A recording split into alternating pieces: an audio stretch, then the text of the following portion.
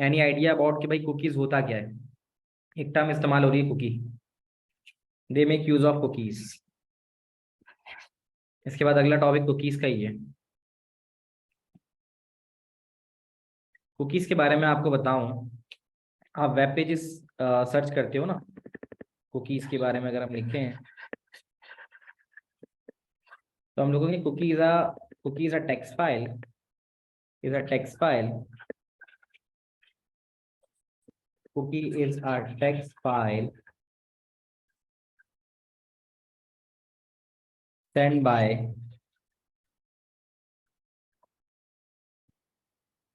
web server to web browser, web server to web browser।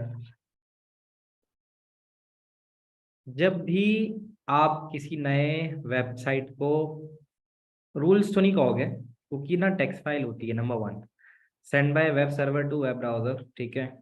जो भी आप website visit करते हो ना, वो एक कोशिश ये करती है कि यहाँ पे किसी वेबसाइट का नाम बताओ जो आप यूज करते हो, देखते हैं कि वो यहाँ से किस तरह से करती है। बीबीसी की वेबसाइट अगर देखें,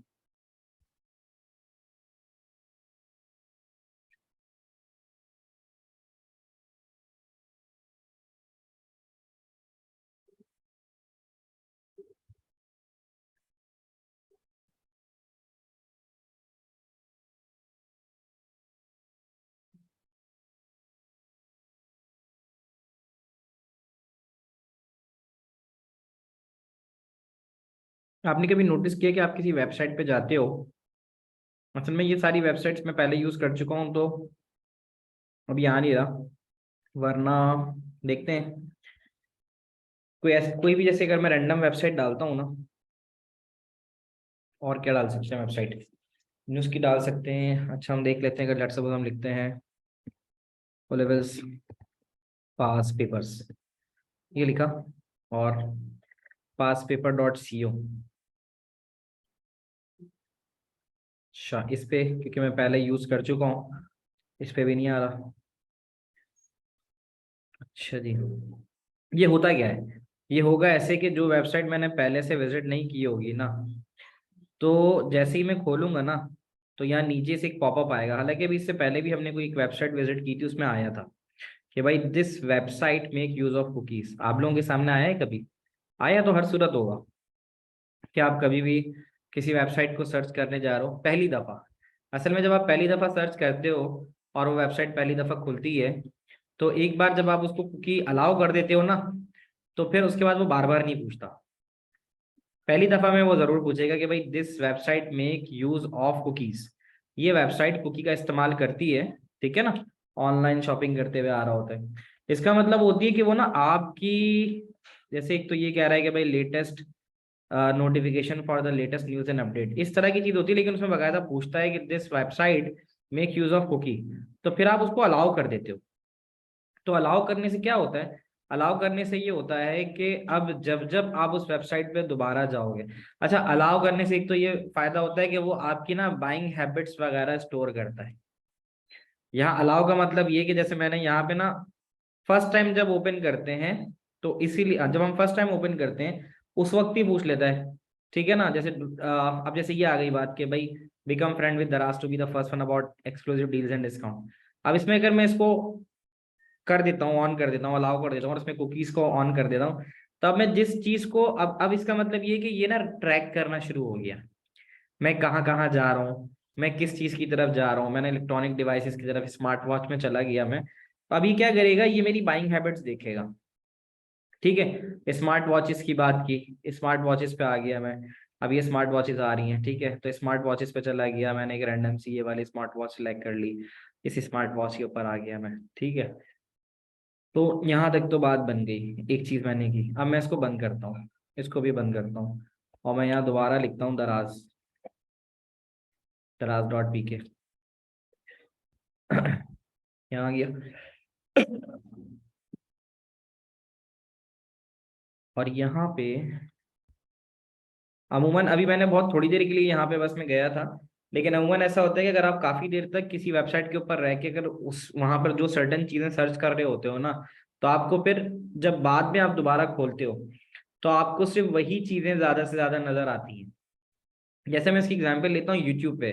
यूट्यूब पे आप जो वीडियो देखते हो, आपको फुटबॉल देखने का शौक है, आपको क्रिकेट देखने का शौक है, या जो भी चीज़ आप देख रहे होते हो जो आपका इंटरेस्ट होता है, ठीक है, कोई प्रोग्राम आप जो है ना फॉलो कर रहे होते हो ना यूट्यूब पे, तो जैसे ही उस प्रोग्राम की कोई नई एपिसोड आएगी ना, आपको वो सामने नजर आ जाएगी। उसकी वजह क्या है? कुकीज। कुकी क्या करता है? कुकी जो भी वेबसाइट कह रहा है ना, cookie is a text file send by web server to web browser. तो ये स्टोर करता है कि भाई यूजर ने किस चीज में ज्यादा इंटरेस्ट लिया। तो इसको अभी हम डिटेल में डिस्कस कर लेते हैं। तो वेब ब्राउजर के फीचर्स तो आपको ये याद होने चाहिए, 4 से 5 आप लिख सकते हो, ये नोट्स में भी मैंने दिए हुए हैं, ठीक है। तो इसको भी आप देख लोगे वेब ब्राउजर के। तो वेब ब्राउजर के फीचर्स ये होते हैं, और बहुत सारी चीजें। डाटा स्टोर होता है कैशे के तौर पे, और जावा स्क्रिप्ट का यूज करता है, और उसका एड्रेस बार होता है, एक वेब ब्राउजर का एड्रेस बार भी होता है। तो 3 या 4 मार्क का आता है, तो ये आप लिख सकते हो। अब इस अहम हिस्से को आपने समझना है कि retrieval and location of web pages. अच्छा, मैं आपसे एक सवाल कोई भी सवाल पूछूं, वो सवाल यकीनन आपके दिमाग के किसी हिस्से में मौजूद होगा। जब मैं सवाल पूछूंगा तो क्या करोगे आप? जब मैं आपसे सवाल पूछूंगा तो अब आप ये करोगे कि अब आप उस सवाल को अपने जहन के किसी कोने से रिट्रीव करके लेके आओगे। जैसे मैं एक छोटी सी बात करता हूँ कि मैंने आपको पढ़ाया था ट्रांसलेटर, तो मुझे जरा बताना ट्रांसलेटर कितनी तरह का होता है। लैंग्वेज ट्रांसलेटर्स पढ़ाए थे, तो बताना कि लैंग्वेज ट्रांसलेटर्स कितनी तरह के होते हैं, लैंग्वेज ट्रांसलेटर क्या होते हैं, इसका बताना मुझे कि लैंग्वेज ट्रांसलेटर क्या होते हैं। कोई बताएगा? कुछ याद हो अगर, कंपाइलर, इंटरप्रेटर, ऐसा कुछ याद पड़ रहा है लैंग्वेज ट्रांसलेटर में?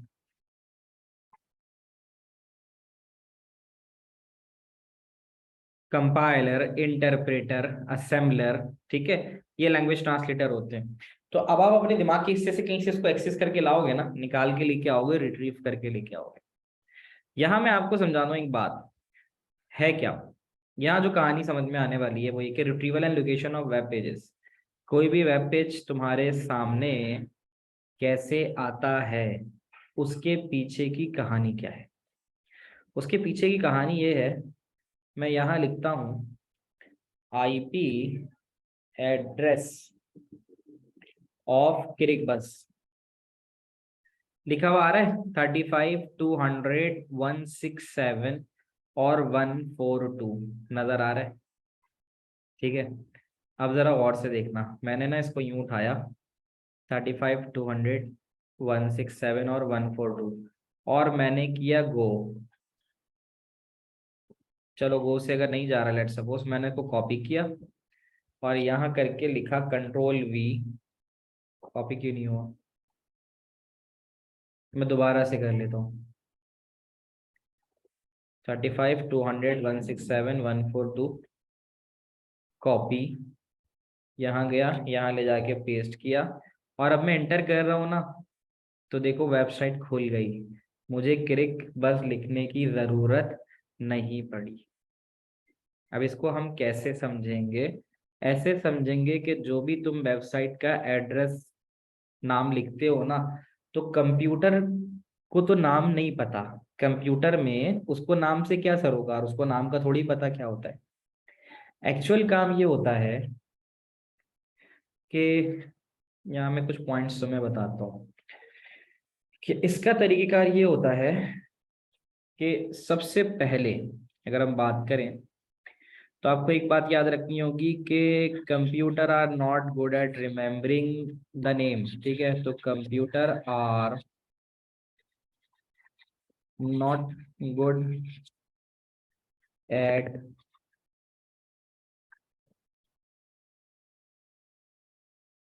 रिमेम्बरिंग नेम, ठीक है। तो अगर हम बात करें कंप्यूटर को नाम नहीं पता, और हम जो है वो नंबर याद नहीं रख सकते, और human are not good at remembering the number. आप में से कितने लोगों को याद है वेब एड्रेस, ये जो आईपी एड्रेस था वो क्या था पीछे? कोई बताएगा मुझे? बताना जरा। जो पीछे अभी मैंने आईपी एड्रेस डाला था वेबसाइट खोलने के लिए, आप में से कितने लोगों को याद है? Human are not good at remembering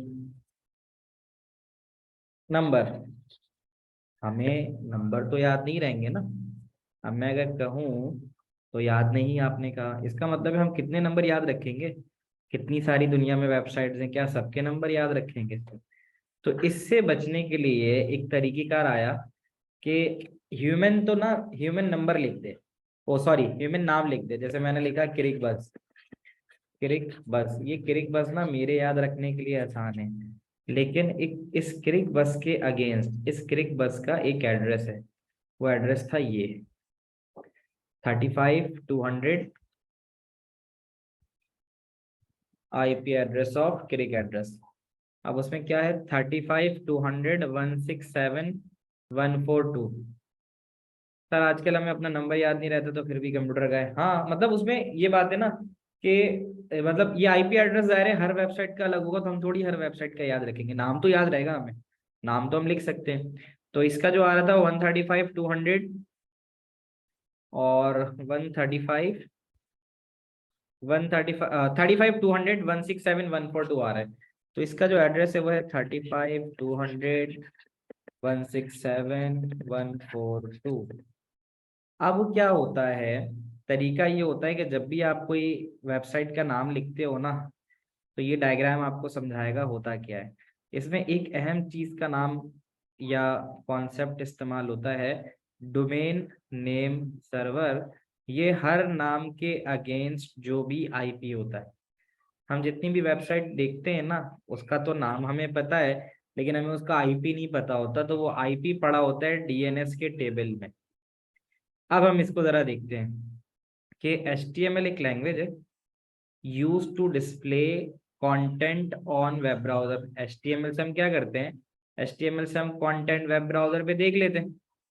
तो जो भी वेबसाइट HTML में लिखी होती है, तो उसको होस्ट करता है वेब सर्वर।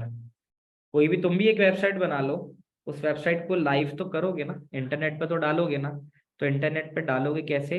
तुम एक वेब सर्वर से ये सर्विसेज लोगे, उसको पैसे दोगे, और वो तुम्हारी वेबसाइट को होस्ट करेगा वेब सर्वर पे। To retrieve pages from website, अब आपको पेजेस रिट्रीव करने, आप अपनी वेबसाइट देखना चाहते हो, तो अब आपको क्या चाहिए? आपको ब्राउजर के जरिए उसका IP एड्रेस चाहिए होगा, अपनी वेबसाइट का IP एड्रेस चाहिए होगा। DNS server is a system for finding the IP address for domain name given in URLs। उसकी इसने बताया कि जैसे एग्जाम्पल क्या है, DNS process involve converting a URL। ये जो आप नाम डालते हो ना, आपने डाला rudereducation.co.uk, इसका जो भी IP एड्रेस होगा ना, वो निकाल के लाएगा DNS। इसका मतलब एक टेबल बना हुआ होगा। तो कहता है कि DNS contain a database of URL with the matching IP address. Her website का एड्रेस जो तुम डालते हो, उसका हमेशा कोई ना कोई IP होता है, और वो लेके कौन आता है? DNS। एक तस्वीर देखते हैं। जो तुम्हारा कंप्यूटर है, ये मेरा कंप्यूटर है, इस कंप्यूटर में मैंने डाला किरिक बस, नंबर 1 से DNS सर्वर में किरिक बस चला गया। किरिक बस यहाँ जाके तलाश करेगा कि किरिक बस का IP एड्रेस क्या है। अगर यहाँ मिल गया तो अच्छी बात है, नहीं मिला तो ये आगे DNS सर्वर 2 पे चला जाएगा। 2 सर्वर होते हैं, और अगर उसमें इन दोनों में से जहां भी मिल गया तो तीसरे के जरिए वापस आएगा। तीसरा स्टेप है कि वापस आएगा। देखो अगर 1 में मिल गया तो ठीक है, नहीं मिला तो 2 में जाके तलाश करेगा और वापस आ जाएगा। अच्छा मिलेगा जरूर, इन दोनों में से कहीं ना कहीं तो होगा। तो ये जो DNS सर्वर IP देगा, मैं चलो तुम्हें यहाँ लिख के दिखाता हूँ कि मैंने तुम्हें लिख के दिया किरिक बस, ये चला गया DNS सर्वर में जाके किरिक बस के अगेंस्ट इसको मिला 35,200,167 और 142। अब ये रिटर्न आ रहा है 3 के जरिए। 3 के जरिए रिटर्न होने के बाद यही वाला जो डोमेन है, ये जो इसका वो है IP एड्रेस है, ये रिटर्न हो रहा है 167 और 142। जब ये रिटर्न यहाँ हुआ, अब उसमें क्या कह रहा है कि अब कह रहा है कि 1 2 3 4 तो ये हो गया। अब 5 के ऊपर क्या होगा कि अब आपको जब आईपी एड्रेस मिल जाएगा तो आप आईपी एड्रेस लेके चले जाओगे वेबसाइट सर्वर पे, और वेबसाइट सर्वर जो आपको रिटर्न करेगा वो करेक्टली फॉर्मेटेड पेज होगा, करेक्टली फॉर्मेटेड पेज। यानी जाहिर है जो भी वेबसाइट आप देखते हो उस वेबसाइट का कोई एड्रेस तो होगा ना, एड्रेस पे जाओगे तो डाटा देख पाओगे ना। तो कंप्यूटर से गए डीएनएस में, डीएनएस के पास टेबल में उसका आईपी एड्रेस होगा, वो आईपी एड्रेस लेकर आप जाओगे, यहाँ पे वो आईपी एड्रेस लेके जाओगे और वेब सर्वर उस आईपी एड्रेस पे पहुंच के जो उसका डाटा है वो आपके सिस्टम पे भेज देगा। देखो कह भी रहा है कि the user open there browser, आपने अपना ब्राउजर खोला, गूगल क्रोम कुछ भी खोला और आपने यूआरएल डाला। The browser ask the DNS1 for the IP address, DNS server 1 से उसने कहा भाई इसका आईपी एड्रेस देना जरा, फूडर एजुकेशन का देना। कहते हैं एक केस लेते हैं कि ऐसा अज्यूम करते हैं कि डीएनएस सर्वर में उसको नहीं मिला, तो वो DNS2 पे चला जाएगा। एक सर्वर में नहीं मिला वो दूसरे पे चला गया, डीएनएस सर्वर 2 पे उसको आईपी एड्रेस मिल गया, 1067162 ये मिल गया। और फिर ये वाला जो है वापस इसने बैक किया DNS1 पे और इसको उठा के आपने फिर आगे कैशे में भेज दिया। ये जो आपको आईपी मिला फिर इसको आपने यूजर के कंप्यूटर पे भेजा, यूजर के कंप्यूटर पे भेज दिया। तो अब यूजर के कंप्यूटर पे भेजने के बाद जब आईपी मिल गया तो अब क्या चीज रह गई है, जब आईपी मिल गया तो अब उसका वेब पेज देखना बाकी रह गया है। तो फिर the computer now setup a communication with website server. अब वेबसाइट सर्वर से कंप्यूटर कनेक्ट करेगा और जो भी रिक्वायर्ड पेज होगा वो डाउनलोड होके आपके सामने आ जाएगा, और जो HTML फाइल होंगी वेबसाइट सर्वर की वो आपके कंप्यूटर पे पहुंच जाएगी और वेब ब्राउजर उनको ट्रांसलेट करेगा HTML को और कंटेंट सही सही आपके पेज पे डिस्प्ले कर देगा। क्या ये बात आप लोगों को पूरी समझ में आती है? ये वो होता है कि किस तरह से डीएनएस, देखो इसमें लिखा हुआ है कि how DNS is used to locate and retrieve a web page. DNS के जरिए आप कोई भी पेज कैसे लेके आ सकते हो, ठीक है। तो ये वाली बात नहीं आई। तो बाकी तो जिनकी क्लास है वो फिर जा सकते हो, आप लोगों की मैथ की क्लास होगी। ईमान को मैं दोबारा एक्सप्लेन कर देता हूँ, तो इसको हम यहीं आज तक यहीं रखेंगे, ठीक है। मैथ्स वाले बच्चे जिनकी क्लास होती है तो वो जा सकते हैं, कोई और क्वेश्चन हो तो यू मैं आस्क ऑन द व्हाट्सएप। बाकी जो है ईमान मैं आपको ये दोबारा से बता देता हूँ। ईमान मैंने ये बताया आसान लफ्जों में भाई कि कोई भी वेबसाइट आपके सामने कैसे निकल के आती है। भाई वेबसाइट ऐसे निकल के आती है कि सबसे पहले आप वेबसाइट पे जाओगे, आपको जो भी वेबसाइट चाहिए होगी आप उसका नाम लिखोगे। देखो यहाँ नाम लिख रहा हूँ मैं, जब नाम लिख रहा हूँ तो नाम लिखने के बाद उसके अगेंस्ट उसका आईपी तो होगा ना। हर वेबसाइट का ना आईपी होता है, हर वेबसाइट का। जैसे क्रिक बस का लिखा मैंने, अब मैं आईपी एड्रेस ऑफ लिख देता हूँ जियो टीवी, जियो टीवी। तो जियो टीवी का जो भी आईपी एड्रेस होगा, देखो क्या कह रहा है, आईपी एड्रेस दे रहा है। तो देखते हैं 203 176 191 और 29। हर वेबसाइट का ना एक आईपी एड्रेस होता है और उसी के जरिए वो वेबसाइट नजर आती है या डिस्प्ले होती है।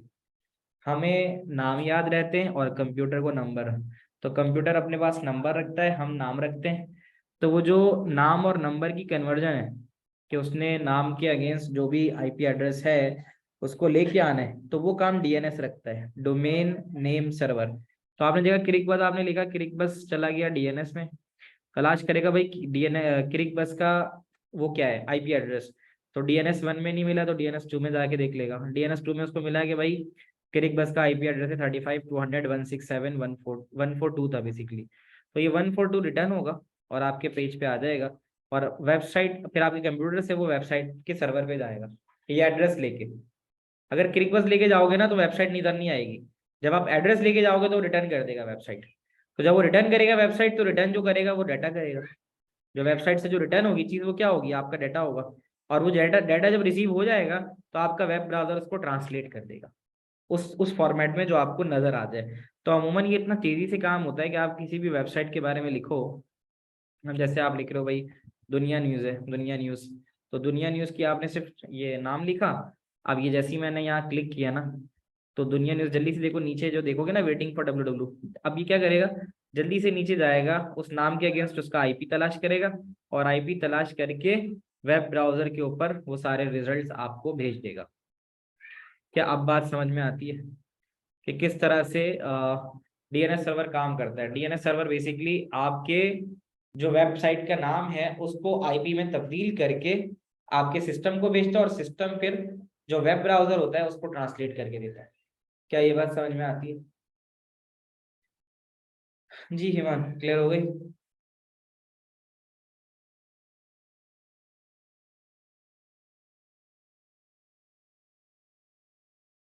हिमान, क्लियर हो रही है बात? आप हैं लाइन पे?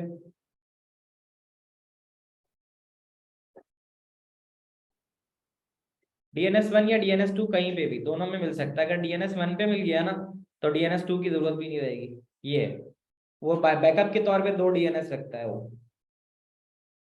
ठीक है, क्लियर है यहाँ तक बात? क्लियर है तो फिर ठीक है, तो फिर यहीं तक रखते हैं, और फिर इंशाल्लाह नेक्स्ट क्लास में कंटिन्यू करेंगे। ठीक है, अल्लाह हाफिज।